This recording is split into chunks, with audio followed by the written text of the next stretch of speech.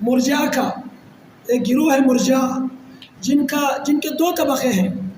ایک طبقہ مرجع کا وہ ہے جو کہتے ہیں کہ جس نے کلمہ پڑھ لیا، دل میں یقین رکھ لیا، بس اب وہ کچھ بھی کرتا پھرے اس کے ایمان کو ذرا برابر بھی نقصان نہیں پہنچتا، وہ مومن ہے۔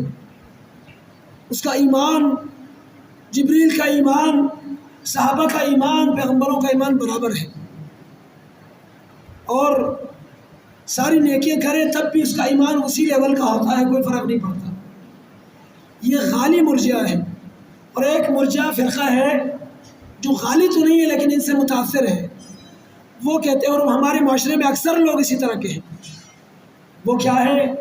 کہتے ہیں ایمان لے آیا، اس کے ساتھ جو گناہ ہیں، نافرمانیاں ہیں، بدعملی ہے، یہ ایمان کو نقصان دیتے تو ہیں لیکن ایمان مکمل طور پر خراب نہیں ہوتا، اصل ایمان برقرار ہے۔ یہ نظریہ مرجع کا ہے۔ کہتے ہیں ایمان میں عمل کی ضرورت نہیں ہے، بس کلمہ پڑھ لیا، اللہ پر یقین رکھ لیا۔ اب کہتے ہیں دل کا یقین ایسی چیز ہے، اس میں تفاوت نہیں ہوتا، کمی بیشی نہیں ہوتی۔ یہ بات بھی غلط ہے، امام بخاری نے اس کو رد کیا کہ ایمان میں تفاوت ہے۔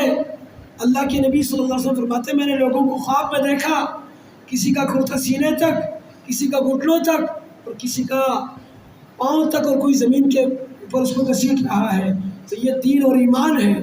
کسی کا ایمان کم ہے، کسی کا کچھ درمیانہ ہے، کسی کا اس سے بھی زیادہ، اور کسی کا بہت زیادہ۔ اور عمر رضی اللہ عنہ کی فضیلت بھی اس حدیث میں بیان کی جا رہی ہے کہ وہ زیادہ ایمان والے ہیں۔ لیکن یہاں کپڑے کو ایمان کے ساتھ تشبیہ دی گئی ہے، کپڑے کی تعبیر ایمان کے ساتھ کی گئی ہے۔ خواب میں کسی کو دیکھا جائے کہ وہ ننگا ہے، اس کا مطلب یہ کہ ایمان سے خالی ہے۔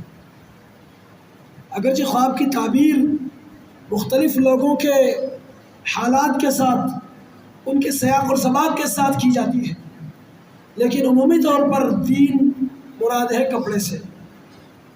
سفید کپڑا پہنا ہے تو دین خالص، کپڑا پورے جسم کو ڈھانپتا ہے تو دین زیادہ ہے۔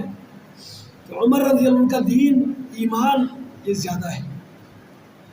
اچھا، یہاں بتا رہے یہ مقصد ہے کہ کپڑے کی تشبیہ، کپڑے کی تعبیر ایمان کے ساتھ کی گئی ہے۔